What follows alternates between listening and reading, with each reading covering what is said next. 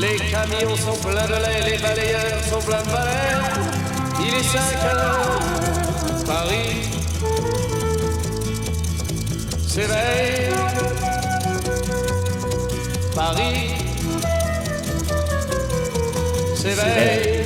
Allez, trêve de plaisanterie, il est 5h du soir, je suis en retard et on est parti pour notre quotidien numéro 78 du mercredi 9 septembre 2015. Ça y est, j'ai la musique dans la tête et vous aussi. Paris s'éveille. Allez, on va commencer avec nos infos. Oui, j'avais envie comme ça ce soir, j'ai une petite bonne humeur. Je me suis dit tiens, je vais faire une petite intro, voilà, rigolote. Allez, on est parti avec nos infos comme d'habitude. Côté jeux vidéo. Et on bombarde maintenant, il est tard donc on doit bombarder. Minecraft qui sera bientôt cross-platform, alors du cross-platform mais pas n'importe lequel. Non, ce sera pas avec les consoles de salon puisque Microsoft nous annonce un truc, alors vous allez trouver ça peut-être ridicule.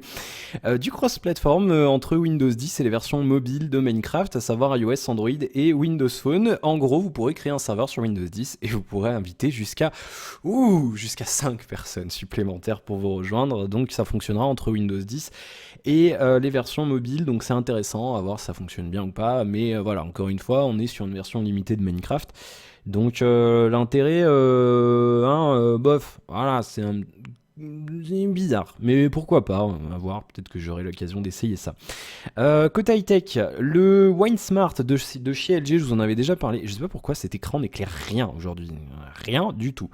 Le WineSmart de LG, vous en souvenez peut-être, c'est tout simplement un téléphone à clapper. Un téléphone à clapper. On a, je crois que ça s'appelle Coralie, c'est une meuf qui bosse chez LG France qui nous fait la démo. Et puis là, on a le téléphone, c'est un téléphone à clapper sous Android 5.1.1. Pas n'importe quelle version, la dernière version d'Android.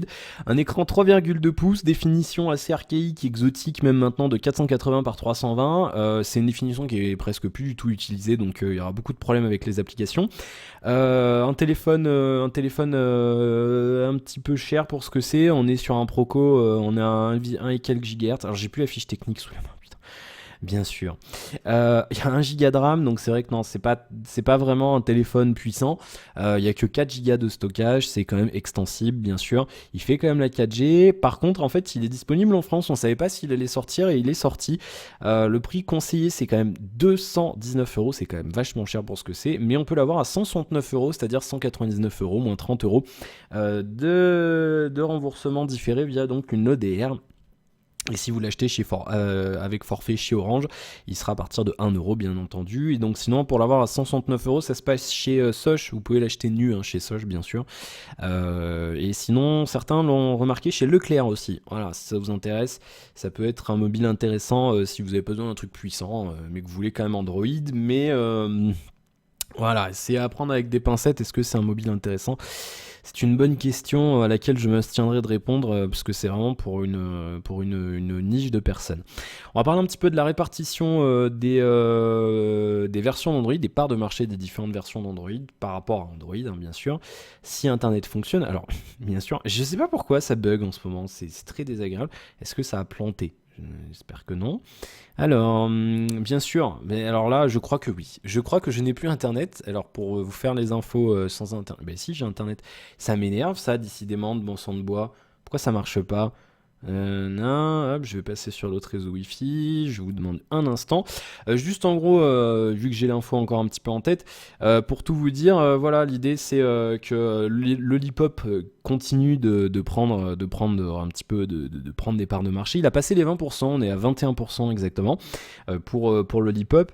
Oui, 21% tout rond. Donc je vous rappelle qu'en fait Google fait, voilà, c'est tout simplement ça, il y a une stat, ils prennent tous les téléphones et les terminaux Android et ils sortent une stat avec un camembert avec les différentes versions Android. Quels sont les pourcentages d'utilisation des différentes versions d'Android ? Lollipop, donc 21%, on a passé les 20%.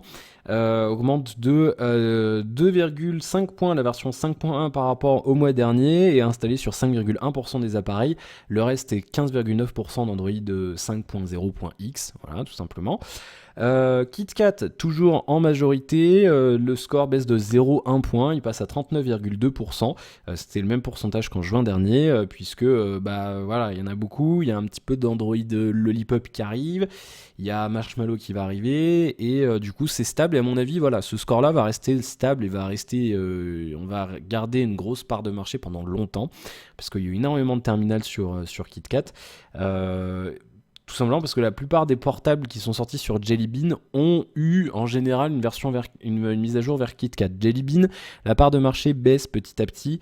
Du côté de Jelly Bean, on est sur 31,8% de part de marché. En juin dernier, on était à 37,4%. Donc vous voyez que ça baisse quand même assez rapidement.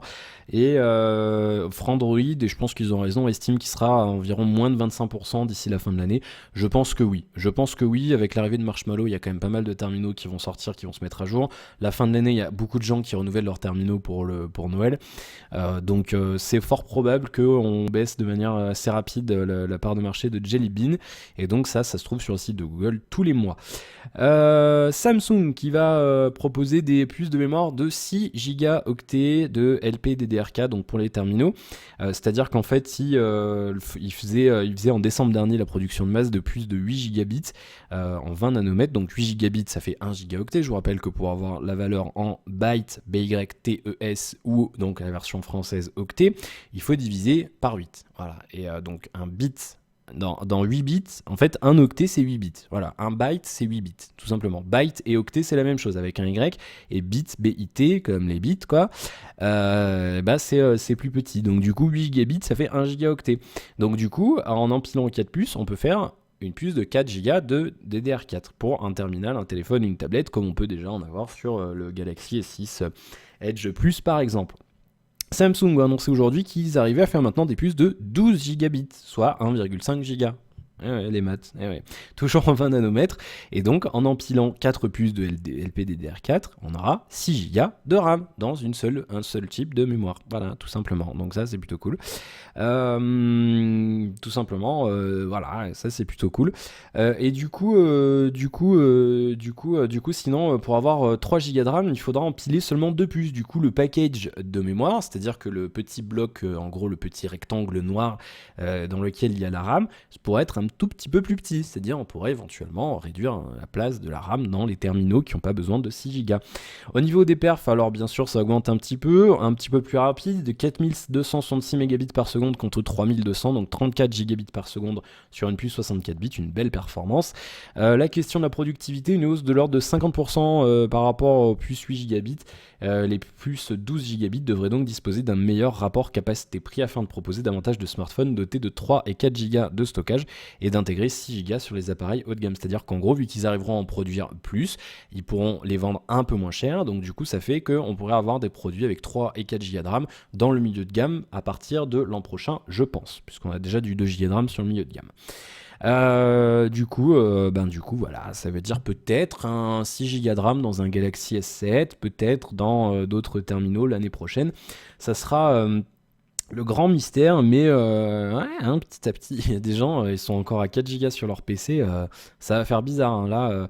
Mais c'est bien que ça évolue un petit peu la RAM, l'usage de la RAM, c'est pas un truc. C'est un truc, je suis content que ça évolue. Il y a des choses, je m'en fous un peu, mais ça me plaît.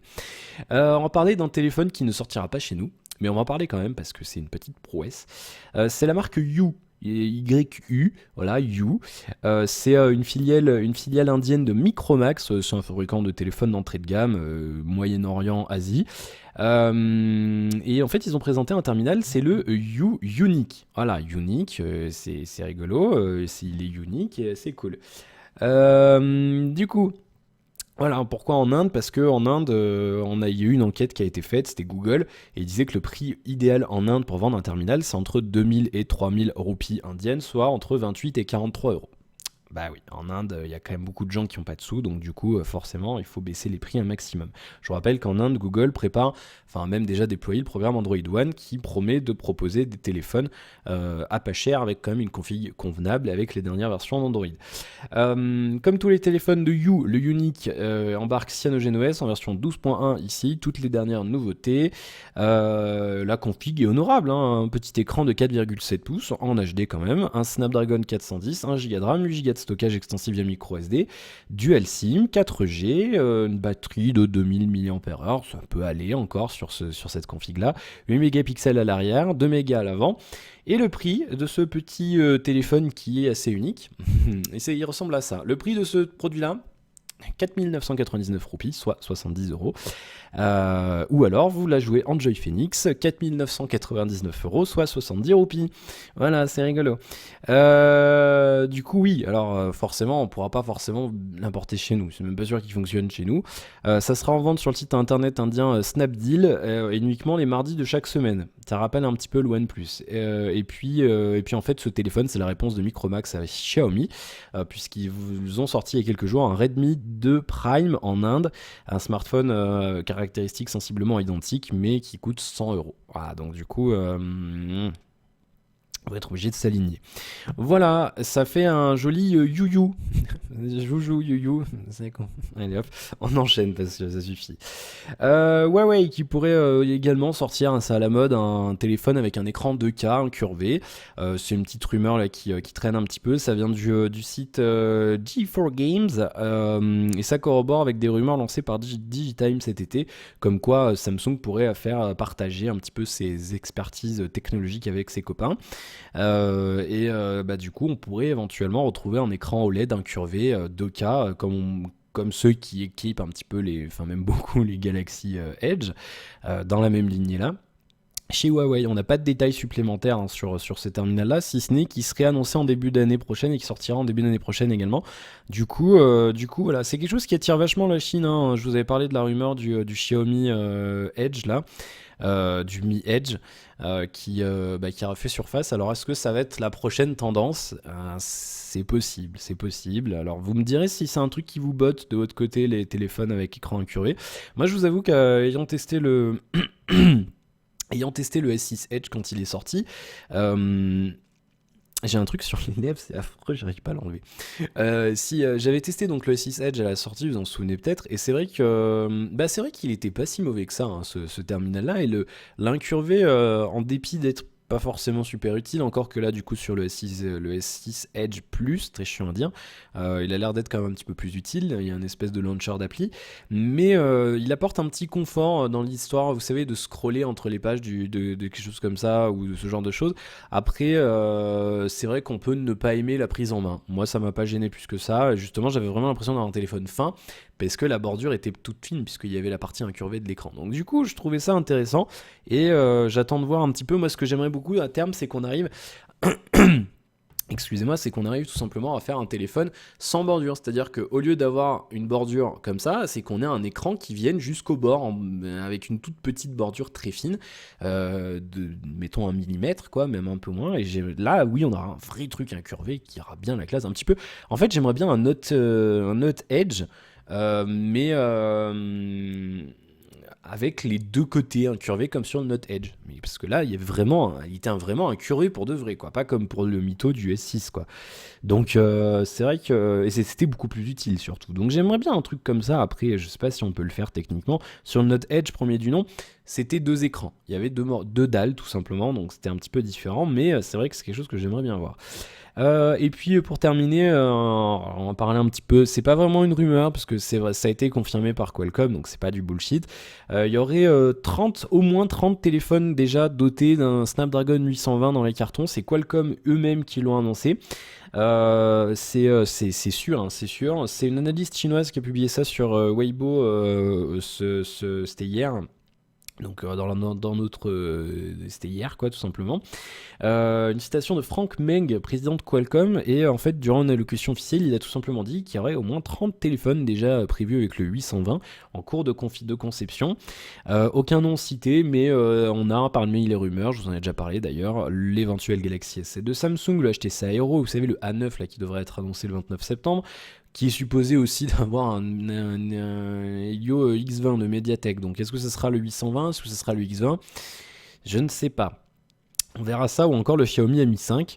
Donc on verra ce qu'ils nous font. Et ça serait pas étonnant que Sony, ZTE ou LG soient en train d'ailleurs de travailler comme nous le font savoir Frandroid. Et je vous avais peut-être déjà parlé aussi d'un mystérieux appareil qui s'appelle le Green Orange X1 Pro qui avait été perçu sur AnTuTu. Il a apparemment 820, un écran Full HD et 4 Go de RAM. Et il avait eu un score assez impressionnant puisqu'il avait eu quand même, que je dise pas de bêtises, je vais retrouver, c'était plus de 80 000 points. Il avait fait 82 307 sur AnTuTu, sachant que la plupart des procos avec le 810 on tourne entre 55 000 et 60 000 points. Et le meilleur score à l'heure actuelle, c'est sur les S6 Edge et Edge Plus où on atteint 62 000, 63 000 voire presque 64 000 points. Donc là, on est à 20 000 points de plus, c'est juste énorme. Donc il y a moyen que ce soit une petite bombe, ce Snapdragon 820. Ils se sont chiés sur le 810, ils vont peut-être faire un truc qui tue avec le 820. Donc on verra un petit peu. On verra un petit peu ce que ça donne. Voilà. Après, on verra. Est-ce que Qualcomm fait exprès de monter la sauce ? Est-ce que c'est pas eux qui ont orchestré ce vieux truc là sur AnTuTu avec le orange, green, machin truc. On sait pas quelle couleur. Vert orange, c'est ça. Donc on sait pas, on verra ce que ça donne. Voilà pour les infos. On va enchaîner avec déjà 16 minutes, ça passe super vite. On va passer à vos commentaires sur la quotidienne d'hier. Je prends froid là, c'est affreux, il fait chaud-froid là, c'est une horreur. On va passer aux commentaires sur la quotidienne d'hier. Alors, Ayam Lionem, bonsoir. Si seulement il y avait une version audio de la quotidienne, ça serait vraiment cool de pouvoir l'écouter dans les transports. Alors, j'y ai pensé un temps au début où je voulais faire la quotidienne. Est-ce que je la ferais pas en audio ? Et je trouve ça un peu idiot de la faire en audio dans le sens où mon activité est sur YouTube. Je fais du YouTube, donc je trouve ça un peu con de faire de l'audio à part. Donc je ne le ferai pas en audio. Maintenant, me semble-t-il que sur YouTube, vous pouvez tout à fait synchroniser... Excusez-moi encore une fois, vous pouvez tout à fait synchroniser les vidéos hors ligne, donc c'est-à-dire que vous pouvez dire je veux synchroniser alors pas toute la playlist je crois, je sais pas comment ça marche, moi j'ai jamais fait, j'ai vu qu'on pouvait le faire, donc si vous le faites vous pourrez le faire, mais je vais aller vérifier tiens, mais on peut synchroniser il me semble des vidéos hors ligne, c'est-à-dire vous pouvez lancer le DL de la quotidienne le soir chez vous en Wi-Fi et le lendemain matin la regarder en offline directement sur votre téléphone. Alors certes, bien sûr, ça a consommé de la batterie. Alors si jamais ça vous gêne de faire comme ça, vous allez comme pour les musiques, vous la téléchargez via un truc pour DL une MP3 depuis YouTube. Comme ça, vous la mettez après sur votre téléphone. Mais je vous le dis, je pense pas le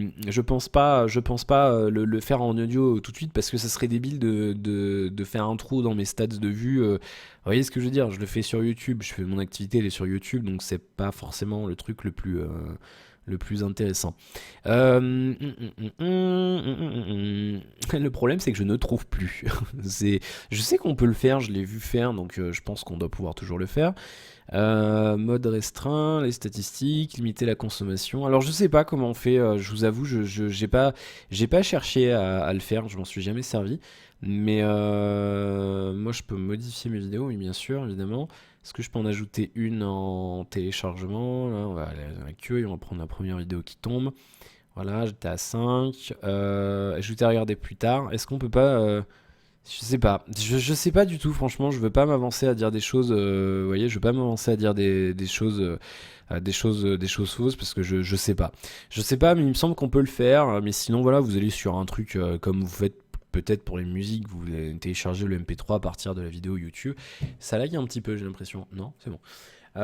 Comme ça, vous la mettez sur votre terminal et vous pouvez l'écouter dans les transports. Voilà. Merci pour ton commentaire, Ayam. Commentaire de mon petit karatéka. Salut mon petit karatéka. Ça va ? J'aime bien vos pseudos, c'est original, c'est cool. Je suis d'accord avec toi au niveau de la PlayStation. Perso, je vois d'ici venir leurs astuces pour se faire beaucoup d'argent. Bah ouais, on enlève les boîtes, on vend plein pot en démat, y a pas de concurrence. Et voilà, Zombie, problème réglé. Par ici la monnaie. Easy money. Et je suis ton avis, cher commentateur. Ce serait cool d'avoir accès les vidéos en audio format MP3 ou MP4. Alors MP4 pour de l'audio ça sert à rien. Du MP2 à la limite. Mais le MP2 on l'utilise plus tellement. On l'utilise encore à la radio. La plupart du temps, dans les grosses radios, il y a un logiciel qui coûte très cher qui s'appelle A2I, qui est fait par des Français, qui est très moche. Du genre, des icônes façon Adibou, genre une porte pour fermer une fenêtre et pas une croix. Hein, il y a des trucs en comics sans SMS, des choses comme ça.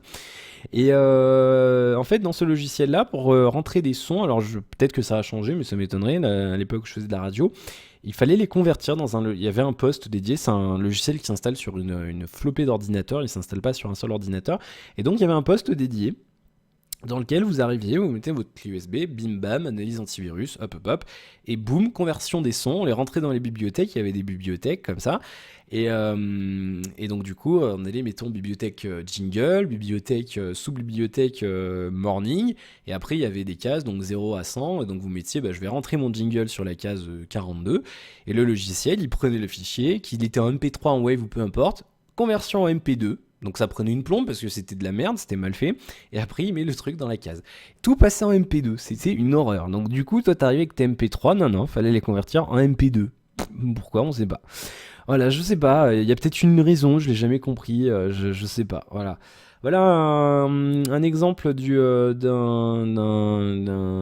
conducteur à 2i. Voilà, c'est moche, hein, c'est très moche. C'est très Windows 95 comme logiciel et il y a des nouvelles versions, mais c'est très joli, c'est très très moche, c'est reste très très moche.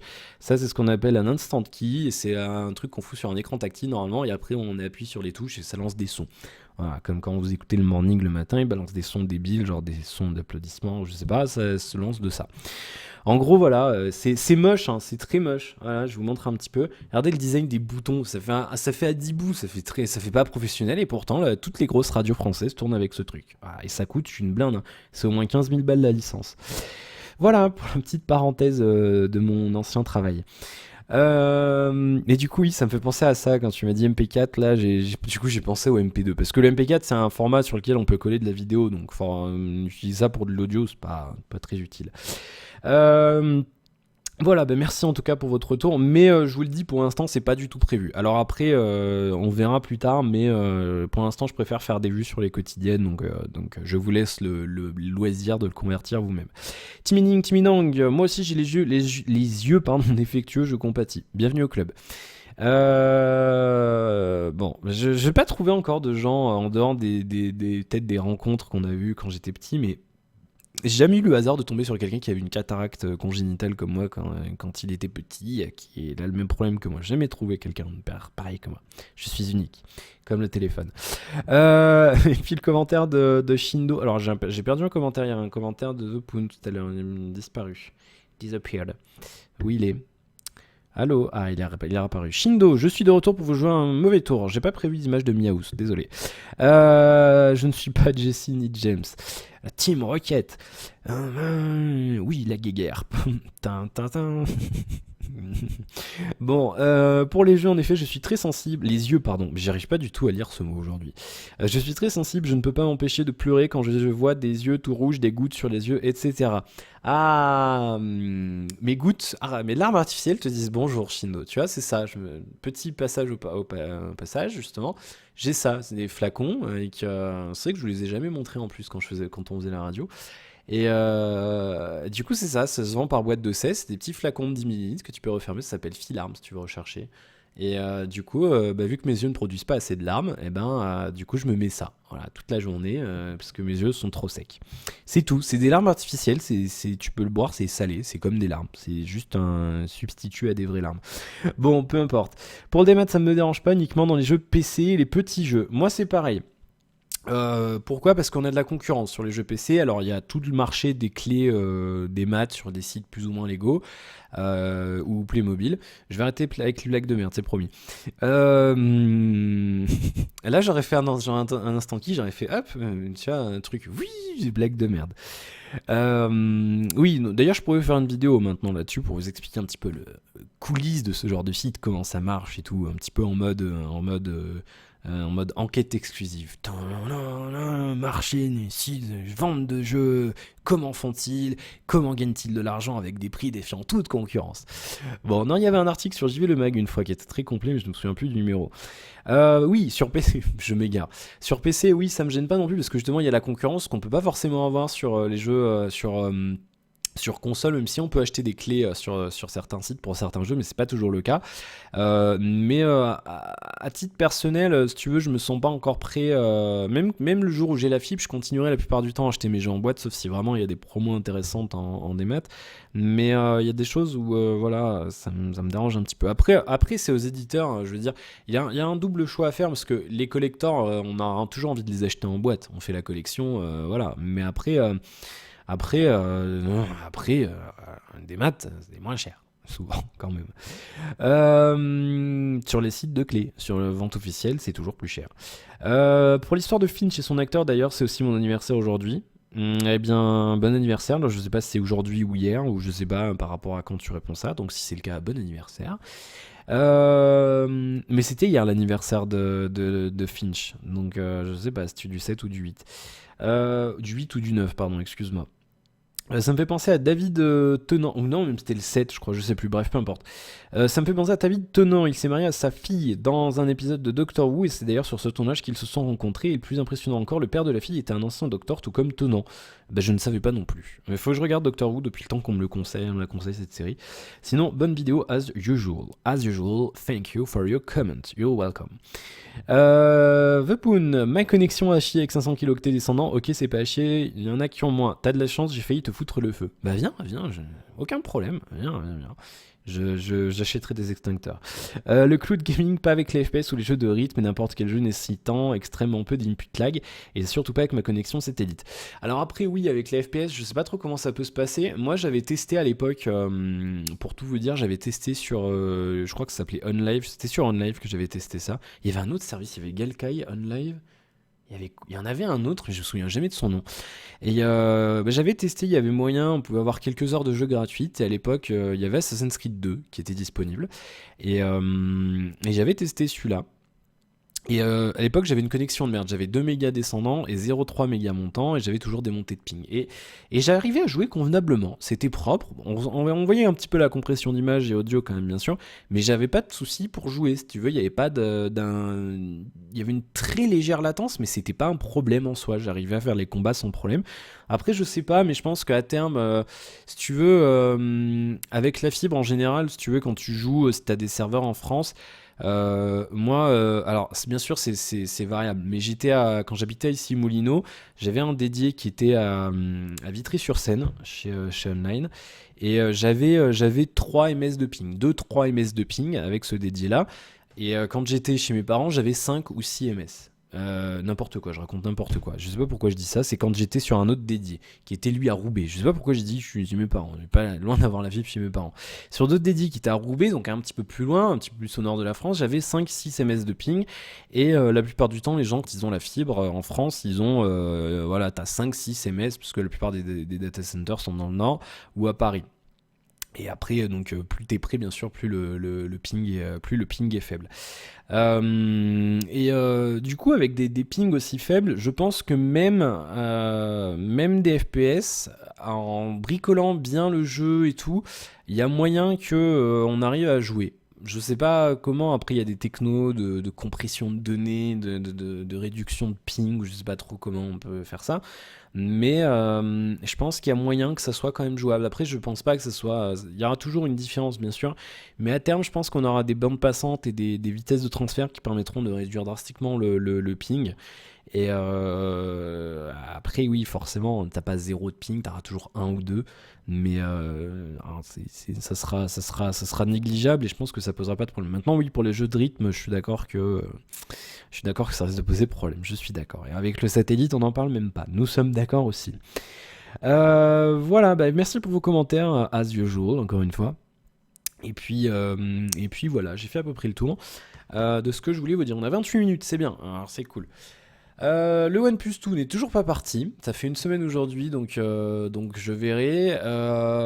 J'ai vu que l'ancien community manager de Rockate, là, Michael Berthaud, il a une invitation aujourd'hui. Du coup, je lui ai dit, ne commande pas prends la version, prends l'expédition express, parce que une semaine là ils ont pas encore expédié le téléphone. Une semaine pour l'expédier, c'est long. Du coup, je verrai lui combien de temps il met pour l'avoir. Et on verra ce que... décidément, et on verra ce que ça donne. Du coup, je suis toujours sur le test du X-Play. Il est là, il est cool le X-Play, je l'aime beaucoup.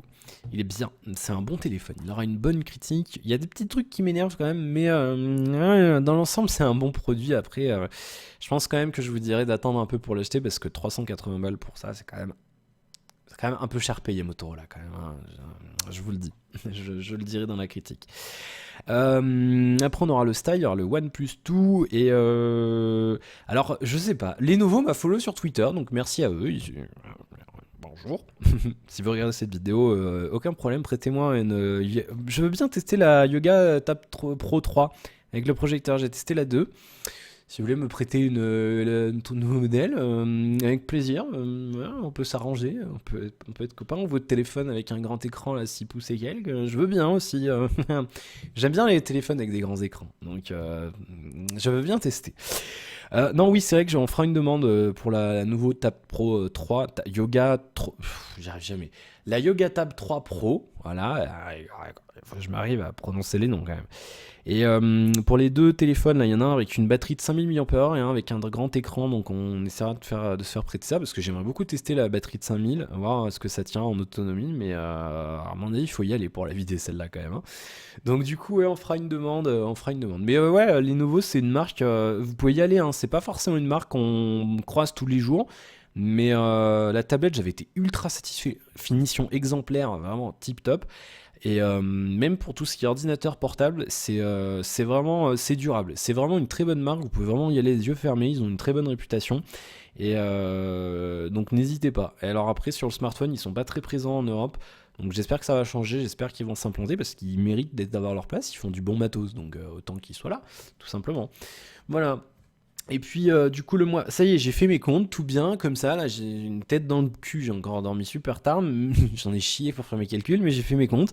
Et du coup le mois prochain, ça y est, c'est sûr, je change d'opérateur, je me casse de chez SFR après presque 3 ans chez eux. Donc bye bye, je me tire, je vais chez Soch. Voilà, donc il y aura un parrainage avec je sais pas qui. Vous me direz, mais je vous le redirai, vous me mettrez dans les commentaires ceux qui sont chez Soch, et je ferai un tirage au sort, et il y en a un qui gagnera un mois de forfait gratuit, voilà, comme ça, un parrainage. Je crois que ça se fait toujours, je sais pas si ça se fait toujours le parrainage, je vérifierai.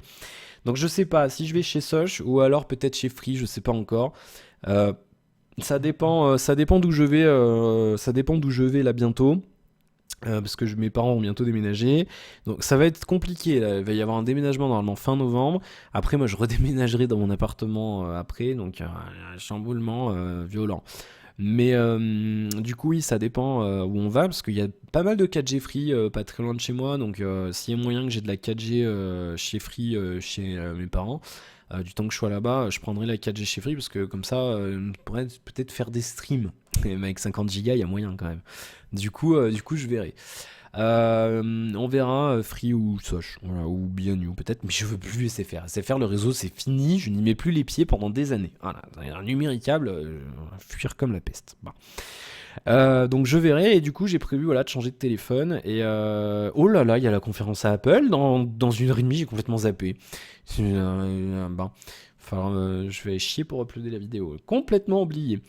Et donc ça, et je changerai de montre, et je pense partir aussi sur la... Du coup je vous ferai déballage bien sûr et review. Donc je sais pas encore, ça dépend du prix du téléphone que j'achète. Si je peux, je me prendrai une Moto 360 deuxième gen, et sinon je me prendrai une ZenWatch 2. Voilà, j'ai déjà décidé. Les Zenwatch 2 les moins chers. Donc je verrai. Je verrai, mais ça dépend. J'ai un budget précis pour les deux produits. Et donc du coup je verrai ce que ça donne. Et donc du coup le smartphone que je prendrai, on n'aura pas besoin de se le faire prêter. Ça c'est cool. Donc on verra. Pour vous dire, dans ma liste de téléphones, je sais pas encore ce que j'ai choisi. Je vous dirai quand j'aurai choisi. J'ai encore un peu de temps pour me décider. Il y a le S6 Edge Plus dans la liste. Avec la coque clavier, ça me plairait pas mal, surtout si le BlackBerry Venice ne sort pas. Le BlackBerry Venice, il est dedans, il est en top priorité number one devant tout le monde. S'il sort, je le prends, c'est sûr. Il y a même pas. S'il sort chez nous, je le prends. Voilà. Je réfléchis même pas à d'autres terminaux, c'est celui-là. Point final. Voilà. Je m'en fous complètement, je veux ce téléphone et je suis prêt à faire l'impasse. Je vous le dis, moi qui suis chiant, qui vous fait chier tous les jours avec l'autonomie, je suis prêt à faire l'impasse sur une bonne autonomie pour avoir un clavier physique. Donc même s'il sort avec une batterie de 3000 mAh, je l'achète. Voilà, c'est tout. Fais la mise au point, voilà. Donc on verra. Je vais quand même mettre le G4 sur ma liste aussi et le Z5 Premium. Voilà. Alors, je veux si jamais je le testerai, si ça me plaît pas et qu'il a une autonomie de merde, je le renverrai. Et éventuellement le nouvel iPhone. S'il me plaît, je le mettrai sur ma liste. Mais après, le Mate S Peanuts, 2700 mAh, c'est niet. Niet que dalle. Jamais de la vie dans tes rêves. Non. Du coup on verra. Du coup oui voilà, j'ai pas d'autre choix et puis après on verra, peut-être que si ça me plaît pas, s'il y a rien qui me plaît, j'achèterai rien et j'attendrai le Mobile World Congress pour voir ce que j'achète. Voilà. Je vous le dirai et puis voilà, comme ça vous aurez un téléphone haut de gamme de cette fin d'année en test, en plus du OnePlus 2 et du Moto X Style qui arrivera très bientôt. Donc voilà, d'ici on est bien à niveau planning au test de portable. Là on a le OnePlus 2, il y a encore un autre moto, il y aura ce téléphone là que j'achèterai le mois prochain. Ou au pire du cas ça sera début novembre, donc voilà. Mais sinon ouais, niveau côté high tech on a quand même pas mal de trucs de prévus, donc c'est cool. Voilà. J'ai pas grand chose d'autre à vous dire, j'ai pas beaucoup joué, franchement là je me suis remis à fond sur The Witcher 3. Mais ce jeu, je vais me marier avec ce jeu, il est vraiment bon. J'ai préco l'extension d'ailleurs Heart of Stone. Sur GOG elle est à moins 15%, c'est à dire qu'elle est à 8,49€ si vous la précommandez. Du coup je l'ai préco, j'ai pas pris le Season Pass parce que je préfère mettre même si ça me coûte un peu plus cher, je préfère mettre en 2 fois, c'est con, mais je me fais chier de mettre 25€ pour un truc que j'aurai dans 6 mois. Donc du coup là je l'ai acheté l'extension à 8,49€. Et ça sort le 13 octobre ou le 17. Je crois que c'est le 13, de mémoire c'est le 13. Et puis donc ça va encore me rajouter du temps de jeu, mais je veux vraiment finir l'histoire principale avant l'extension et avant franchement là il faudrait que j'ai fini avant la bêta de Rainbow Six. Il faudrait que j'ai fini le jeu dans moins de 3 semaines là maintenant, dans 20 jours tout simplement. Il me faut 20 jours, il faut que dans 20 jours j'ai fini la campagne principale. C'est compliqué, mais on va se donner les moyens de le faire. Voilà, sinon j'ai une grosse période Counter-Strike Source en ce moment là, j'arrête pas de jouer. C'est très drôle, savoir de Game Game, c'est un melting pot, il y a toute une nationalité, les Russes qui insultent les gens en russe, t'as des Français qui disent ferme ta gueule, t'as un gars débile qui crie ouais, ferme ta gueule, comme ça, t'as un Québécois qui râle en québécois, enfin en français avec l'accent c'est très drôle, t'as un autre Français qui râle parce qu'il n'arrive pas à faire des frags, t'as un Espagnol avec une voix aiguë qui me prend pour son meilleur ami. D'ailleurs, il m'a ajouté sur Steam. Ah, you are my very own best friend of the world. Join my group. Du coup, à chaque fois j'arrive, c'est Hey Alexander, my best friend et tout. Il s'appelle Tortillas. C'est marrant, il y a une bonne ambiance sur ce serveur. C'est très très drôle. Et c'est rigolo. Et du coup, j'ai ma petite période. Je joue par période au jeu. Moi, je suis très périodique. Là, j'y joue beaucoup. Et dans un mois ou deux, je vais complètement arrêter. Je ne toucherai pas pendant 6 mois. C'est con, mais c'est comme ça. Voilà. Bon, j'ai plus grand chose à vous dire. Hop, les tipeurs. Merci à eux. D'ailleurs, n'hésitez pas à faire un petit tour là-bas. J'ai pas encore décidé ce que je vous mettrai en lot ce mois-ci. Je pense qu'on va passer sur 2 mois pour les tombolas. Ça sera plus simple pour moi à l'heure actuelle parce que les types me permettent pas de vous offrir des gros trucs, donc je vais peut-être attendre un petit peu. Et du coup, je verrai, je sais pas encore. On verra ce qu'on fait pour les types. Mais c'est pas impossible qu'un jour je vous shorte un chèque cadeau Amazon, une connerie comme ça, hein. Si j'ai pas d'idée, c'est une chose, j'achèterai ce que vous voudrez. On fera peut-être comme ça un jour. Voilà, bah écoutez, j'ai pas grand chose d'autre à vous dire. Merci pour votre fidélité. Je vous souhaite plein de bonnes choses. Ce soir, là, vous avez mon petit avis perso sur les écrans Acer à celui que j'ai. Et puis vendredi. Ah putain, j'aurai pas le temps du coup. Ah si, je vais peut-être avoir le temps d'en faire. Vendredi, vous aurez le premier Et toi, à quoi tu joues sur Daisy. Je vais vous parler un petit peu de Daisy. Peut-être que vous connaissez, peut-être que vous connaissez pas. Je sais qu'il y a eu beaucoup de buzz au lancement de ce jeu en early access il y a presque 2 ans maintenant. C'était toute fin 2013. Et du coup, le jeu a pas mal évolué quand même. Bon, il est encore bien buggé. La bêta devrait arriver à la fin de l'année. La sortie finale mi-2016. Et du coup, je voulais vous en parler un petit peu. Et bah voilà, si vous connaissez pas, ça sera peut-être l'occasion de découvrir ce genre de jeu. Voilà, 39 minutes. Je vous souhaite 39. Allez hop, on y va. Je vous souhaite plein de bonnes choses. Je vous souhaite une bonne soirée. Je vous retrouve demain pour le film de nos aventures. Merci pour votre fidélité. À demain.